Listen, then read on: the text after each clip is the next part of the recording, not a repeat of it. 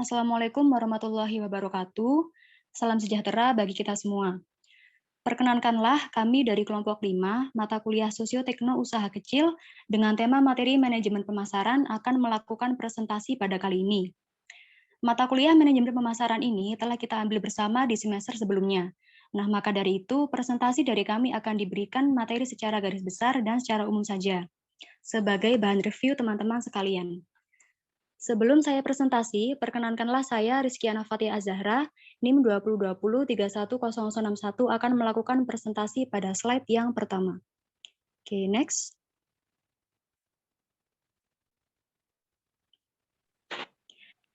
Manajemen pemasaran berasal dari dua kata, yakni manajemen dan pemasaran. Kata manajemen adalah proses mengatur sumber daya secara garis besar terdiri dari 4 hal, yakni planning atau perencanaan, organizing atau mengkoordinasikan, directing atau mengarahkan, dan controlling atau pengendalian. Sedangkan kata pemasaran secara garis besar adalah proses memasarkan atau mengenalkan sumber daya terhadap konsumen.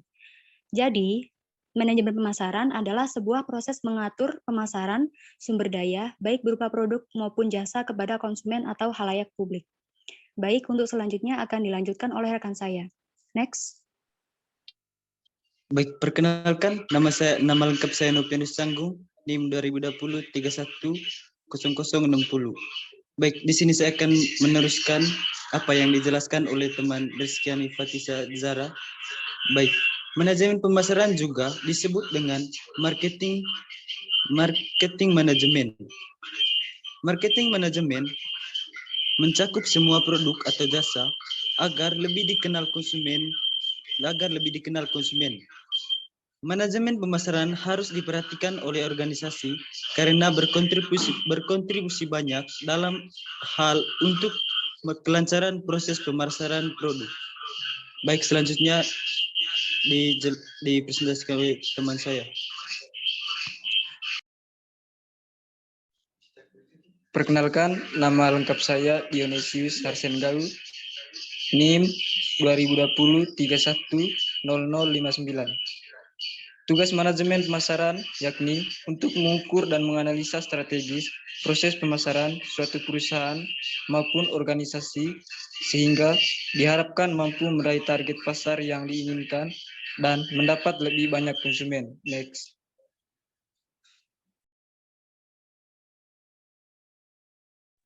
Baik, perkenalkan nama saya Ilsis Loja, NIM 2020-310052. Sini saya akan menjelaskan tentang fungsi manajemen pemasaran.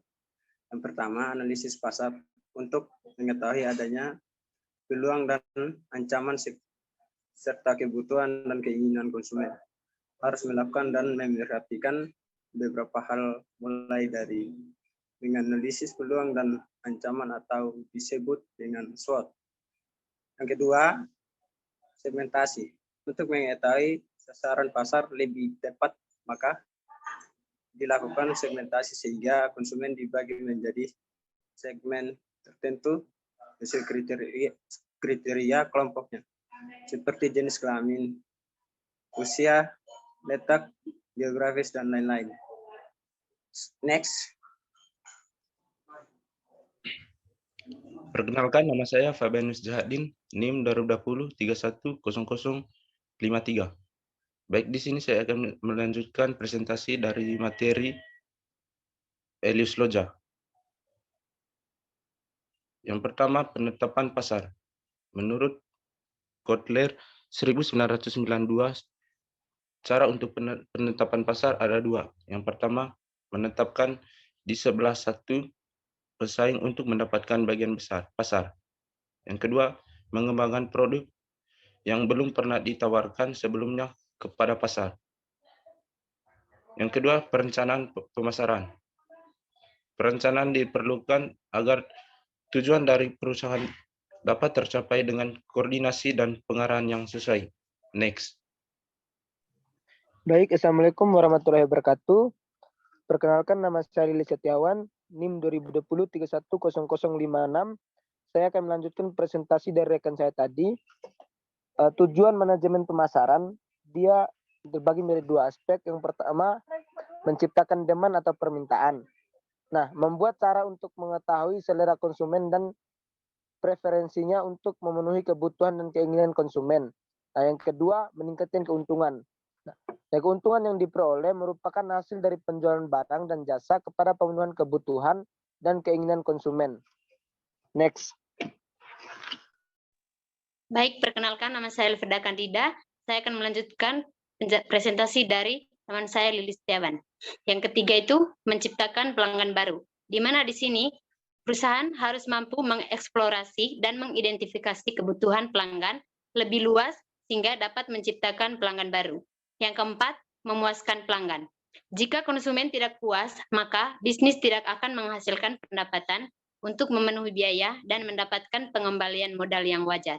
Yang kelima, mencitrakan produk yang baik di mata publik, di mana tim pemasaran yang menyediakan barang dan jasa yang berkualitas untuk konsumen harus memasang harga wajar untuk menciptakan citra baik pada konsumen. Next. Baik, di sini juga saya akan menjelaskan materi tentang konsep utama manajemen pemasaran.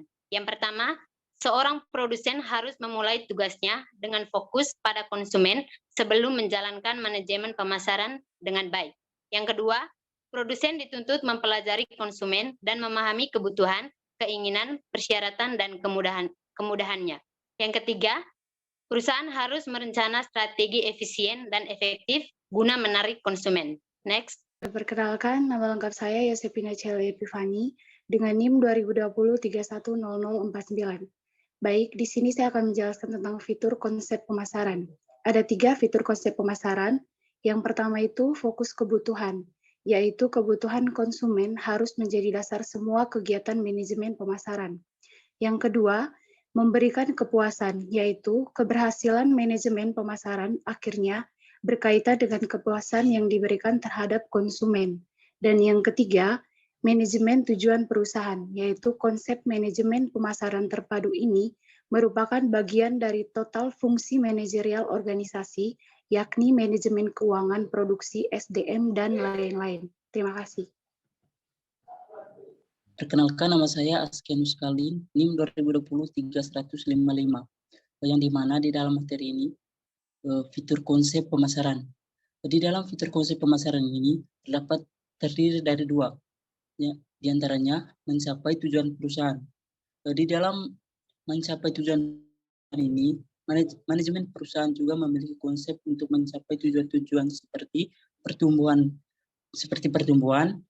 pangan pasar, dan juga jumlah laba atau pengambilan inovatif. Investasi. Yang kedua itu inovasi. Dengan dilakukan metode inovatif, maka perusahaan akan mampu memahami konsumen dan menawarkan produk kepada konsumen dengan lebih baik. Mungkin itu saja penjelasan singkat dari saya. Sekian dan terima kasih.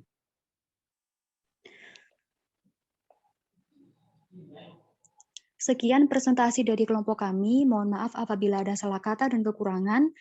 Pertanyaan bisa diberikan pada saat kelas offline berlangsung. Terima kasih. Wassalamualaikum warahmatullahi wabarakatuh.